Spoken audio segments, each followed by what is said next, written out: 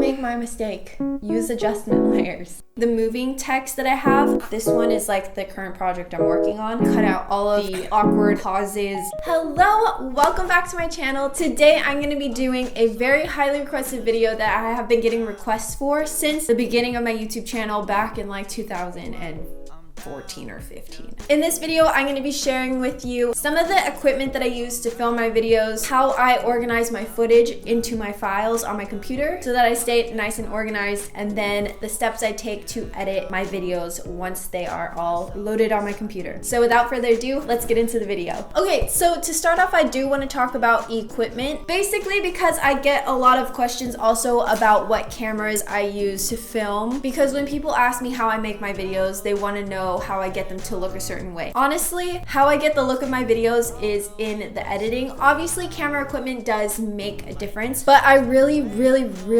want to emphasize that it's not about the equipment you have, it's what you do with what you already have. Personally, I have the Sony a7S Mark II. I got this camera after years of filming already, after I built up enough money to buy this camera, and I got this camera because the ISO is crazy high. But before that, I was shooting on a Canon T3i. It was an old camera. I used that for years. And before that, my very first vlogs were filmed on my iPhone. I basically want to say it's not about the equipment you use, it's how you edit, which is the point of this video. I can make a video on how I film my videos if you're interested in that, but this is the equipment that I use. I'll also link the tripods and the mics that I use, stuff like that, if you're interested in that stuff too. If you're starting off, you really don't need an expensive camera. The new phones that are coming out have such good camera quality. If you hook up a mic to that, like a small cheap mic from Amazon, I feel like that's good enough. Just make sure you're in nice natural sunlight or have a nice background and you're good to go. No one will be able to tell you're shooting on your phone. But anyways, with that being said about equipment, I want to get into how I organize my files onto my computer. I'm very proud of how I organize my files because whenever I have to load footage in, it's very easy for me to create a new project and feel like, okay, I filmed everything, now to get down to business. All right, I'm gonna pull up my laptop so that I can go through this and show you my steps. Okay, so when I start off on my computer, I always like to make sure that my desktop is super clean, just in case I'm doing a project and I start having to screenshot stuff, drag stuff onto the desktop. I want to make sure that all that stuff is my project stuff and I can easily organize it into all my folders. So how I get to my video folder is I go down to the bottom and it pops up the doc. I put my videos folder in the documents folder. So I click documents and then click videos, and I'm in my videos folder. So these ones are the 3 channels I have. I have my ASMR channel folder, my main channel folder, and my vlog channel folder. I'm gonna go to the main channel folder. Actually, I'll talk about the vlog one first. So I always have archive, templates, and then this one is like the current project I'm working on, which after I'm done with it will go into archive. And for templates, I have a branding template. I don't really touch that. That one is for all of the files to brand my channel and my video elements. Then this one is the folder that is the main folder that I use 1 second a day for my 1 second a day videos, and then Vlogmas folder for all of my Vlogmas footage, obviously. Same with my main channel. So I have my archive folder and my templates. This one highlighted in green is my main video folder. So whenever I want to make a new video, I'll just click option and drag it into the main channel folder. And now I have a brand new video folder. I'm just gonna name it new video. I have a folder already for footage, for all of the text. If I create text in Procreate, I can put the files into here. And then AE stands for Adobe After Effects. So if I want to animate that stuff, I'll drop the files into there. And thumbnails, I already have an Illustrator file. I use Illustrator to make my thumbnails. Lots of people use Photoshop, and that's good too. Sometimes I just make it in Procreate and drop it into there, but this is like a file that I already have with all the dimensions already set in, so I don't have to worry about that. And this is my main editing folder where I have my Premiere Pro template already in there. And then this is my support file. If I have an image that I need to pop into the video, I'll put it in support. And here I already have all my end cards that are like animated and stuff, so I could just like drag and drop it, whatever fits the vibe of my video. So that is that. Now I guess we'll go into the main editing folder and open up Premiere. All right, so this is what Premiere Pro looks like when it's open. And as you can see, I already have folders in here and I have my little intro and everything. So what I did when I first started making videos is I made a few videos, and instead of opening Premiere and making a brand new template, it doesn't take that long. But for me, I don't like setting up my folders because it just takes me a long time when I've organized it. So after the first few videos, I made a template and I saved it as its own little video. So when I open up the template file, it's a regular old Premiere file in Premiere, but it already has all of my stuff and my settings and things. I hope that makes sense. I'm sure you guys get it. In my template that I made, I have this little thing is the project that I'm working on. Intro, outro just has my logo in white and black. And then we have the text folder, but I have a blank color here. It's just a box, and I can change the color of this. I'll have blank color and have my handwriting go over it so that I'm like, okay, I need a full color screen. I already have that made. And then some text for the bottom. I don't know why it's labeled hot chocolate. So this is just where all my text will go. And then here I have the Procreate folder. If I do make animated handwriting, this is the folder I'll drop it in, so I just know where that goes and I can easily find it. And then I have my footage folder where I drop in all of my footage. And then I have my music folder, which is where I will drop in my music, which is also pretty self-explanatory. So those are the folders that I have on Procreate. You'll notice that I already have this yellow bar. That is what I use for my adjustments, like the brightness, contrast, if I put a filter on it, and if I do curves. All of those adjustments to the look of my video will be added onto here. When I first started editing videos, I was doing all of my adjustments on the actual clips. I cringe at the fact that I used to do that, because if I was editing a video and I had a filter on there, and then towards the end of the video I decided that I didn't like the filter anymore, I had already cut up all of my footage. I would have to go into every single clip and delete the adjustments I had made from every single section that I had clipped and cut, copy and paste the new one onto every single one. It was such a hassle. And then I realized the existence of adjustment layers. Oh my gosh, it's just a layer where you can just drop all of your adjustments onto it, put it on top of your footage, and then it stays consistent for everything. So if I delete this or if I hide this, you see that the footage goes back to normal. And then I put it on again, and now it has the filter with all of my little adjustments on it. It is a lifesaver. This will save you so much time if you're using adjustments and stuff. Don't make my mistake. Use adjustment layers. If you're using Premiere and you want to get an adjustment layer, do new adjustment layer. So that's that. All right, so now that I've showed you my template that I use for Premiere, hopefully that made sense. Oh, a cat. It's a very cute cat. I want to get into the actual editing. The first step after you have imported all of your clips into Premiere, into the footage folder, is you just drag all of the clips that you need onto the timeline. Now there's two cats. You will start your initial first cut of the video. What I do in this process is I go through and I cut out all of the breaths, all of the awkward pauses, and all of the things where I say too many times or get distracted by cats too many times for 5 minutes. No one's gonna sit there and want to watch that. So I will go through, just cut everything. And this process, it depends how long it takes. It usually takes me longer than the amount of footage I have. So I have an hour's long worth of footage. It usually takes me more than an hour, an hour and a half or 2 hours to cut through all of it. To be honest, this is not fun for me. I really hate this part of editing just because it takes so long.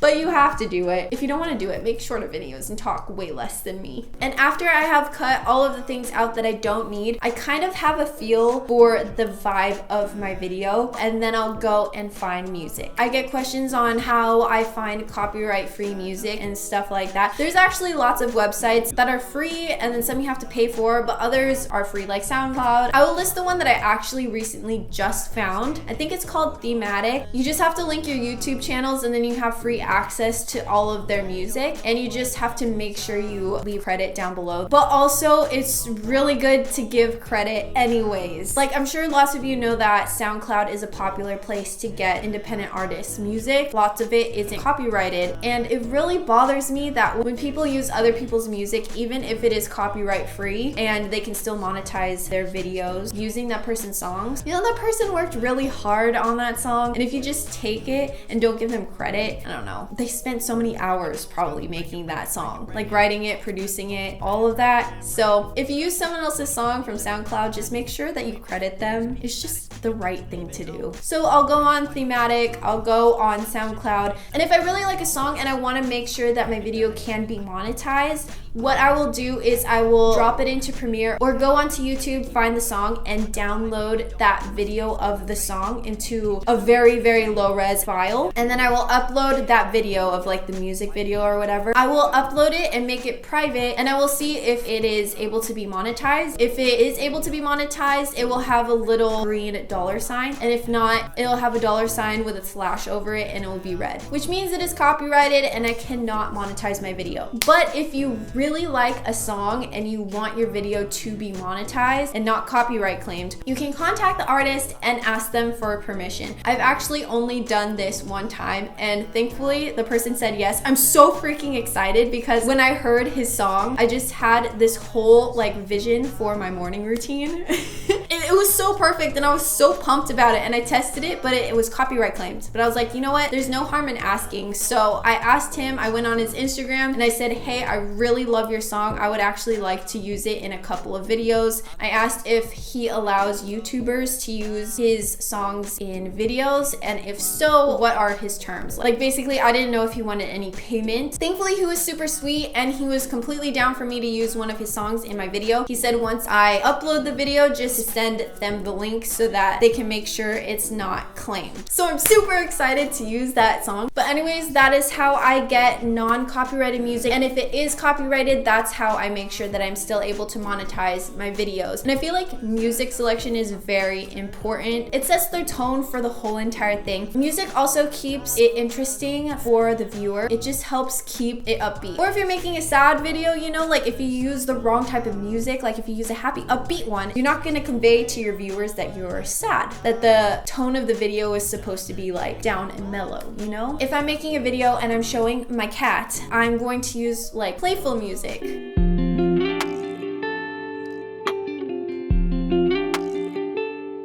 If I use this clip of my cat and I put like heavy metal on it, 10, 9, 8, 7, 6, 5, 4 is what I'm telling you right now. It's not gonna give the same vibe.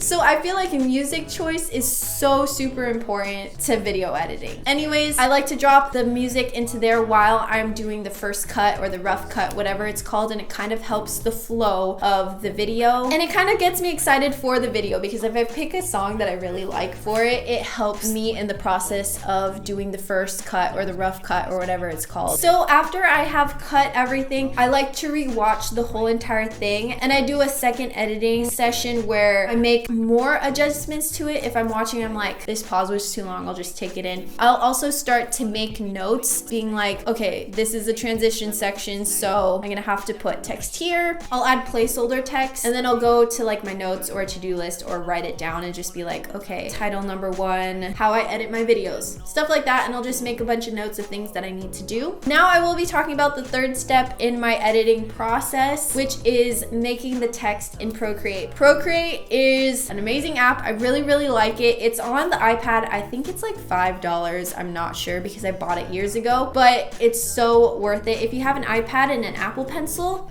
this is so fun to use. Again, I have to say, you don't have to have expensive equipment to make videos. You don't have to have an iPad, Apple Pencil, all of that. You can use the text and free fonts that you have on your laptop that you can download from the internet, all of that stuff. I didn't start using Procreate until years after being on YouTube. When I had a mini blow up, that was when I was still using my Canon T3i, my super old and inexpensive DSLR camera, and I didn't use Procreate. So again, you don't need to use Procreate. But if you have Procreate or you have funds and the means to get Procreate, this is how I do it. I will pause the video where I want the text to go. I will screenshot it, and then I'll take all of those screenshots where I need text to be overlaid over it. I will airdrop them from my laptop into my iPad, and then I will put them onto Premiere. So it kind of gives me a good idea where I'll need to place text over it. If you want to make the moving text that I have, I'll just say I need to write title, and it looks like this. What I do is I make like 3, 4, 5 layers. On the first layer, I will write title. I will make that layer maybe like 40% after that, and then I'll turn on the next layer, and then I'll write over it the same thing, title. I'll turn off that layer, do it to the third layer, turn off that layer, do it to the fourth, the fifth, etc. And then I will go back to the original one and put it back from like 40% to 100. Then when I go to export, I go to export, and then I export as animated GIF. I think you can do animated PNG too. And then you can say like how fast you want your GIF to go, like the frames per second or whatever. It shows you a preview of how fast it will be going. And then you can export that as an animated GIF or just like a still PNG. Then I take those and I airdrop them onto my laptop. From my laptop downloads folder, I put it into the Procreate folder in my folder template, and then I drag those onto Premiere. So everything is organized. Organization is key. And then from there, everything will be in order, and I can just drag it onto where it needs to go,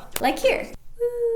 After that, I will watch the whole thing again, review it, make final edits to it, and then I will export. To export in Premiere, you hit Command M, I'm pretty sure. And then I changed the setting to YouTube 1080p. I don't film in 4K, so I don't really have to worry about that. I've been filming for an hour almost. This is gonna take so long to edit. And then I hit export, and that's pretty much it. While I am exporting my video, it usually takes a while, so I use that time to make my thumbnail. I'll usually go through my video and pause it on a certain section and then screenshot it. What I'll do with that is I will airdrop it to my phone, and I will edit it in VSCO or VSCO, whatever. And then I will airdrop it to my iPad where I will draw on it on Procreate. After I finish it up in Procreate, then I will airdrop it back to my laptop, and it's ready to use as a thumbnail for my video. In summary, I feel like the most important thing about editing and what makes a good video is you have a good subject to talk about, you explain it nicely in an intro. What's super important in making a video is having a story to tell. So once I have a video idea that I want to do, I need to make sure that I edit it in the right way so it kind of tells a story. I'll leave a little space before the video where I can put my intro. So that stays blank until I'm done with the first rough cut or the first cut, whatever it's called. And then that is the place where I'll put images of B-roll that I take. B-roll is like, if I'm filming this right now, this is like the main juicy chunk of information. B-roll is the stuff that I film that is not me, but that I like to overlay onto this talking part. So I'm talking right here, and now this clip is B-roll.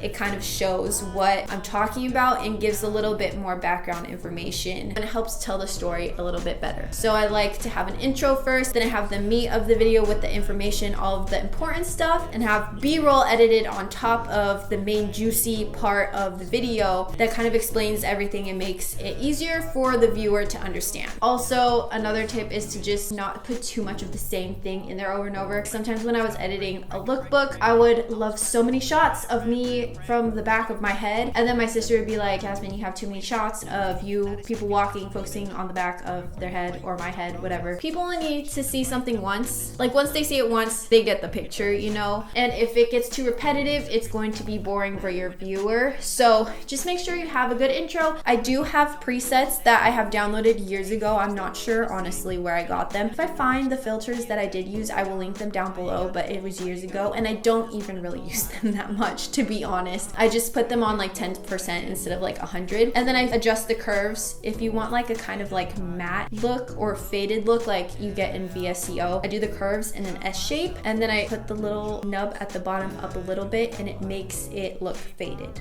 So that's what I do. That's the reason why I didn't want to make this video for the longest time. I would tell my mom, like, Mom, I don't know how to explain how I edit videos because I just cut them together. But she's like, it's the way you cut it together. And I was like, I guess, but I don't know really how to explain that. Either you think ahead of time about the video and how you want to cut it. Sometimes I'll make a little storyboard or make notes, like I made notes for this video, or once you just sit down and talk to the camera, just make sure that you're cutting it together properly. So I don't know if that explained how I edited my videos or how I get my videos to look a certain way, but if you have other questions, let me know. I'll answer them in the description or in the comments. Like if it's very commonly asked, I will put it in the description, but if not, and there's a lot of things that I didn't answer, I can make a part 2 to this. So just let me know. But yeah, that's pretty much the gist. Honestly, storytelling, how you cut it together, and music. That's all you need. Just like ideas from your head and put them together using software for editing. But that is pretty much it. I'm gonna see if they can cut this down because I have been recording for an hour and a half. Wow. I hope you enjoyed. If you stayed and watched through this whole thing, thank you so much. I really appreciate it. If you've liked, commented, and subscribed and all that, thank you so much. I super appreciate that also. And I will see you next week for my next video, or this week for my ASMR video. Again, that channel is very new. I'm still figuring out what to do with it. Or on Tuesday on my vlog channel for a weekly vlog. But yeah, that's pretty much it. I hope you enjoyed, and I will see you next week for my next video. Bye! You ain't peak, never speaking, now they speaking about you, leave it alone. Hope you grinning while you watch your bros on some soulful sunny shit to brighten up a wounded soul. Honest, you the penny, pick it up like Chevy, New Age Machiavelli, disagree, don't tell me, now you in infinity, we 98, trust that he be good. On the ball like BB, don't make no mistakes, got the faith, the 18 just not gonna be the same.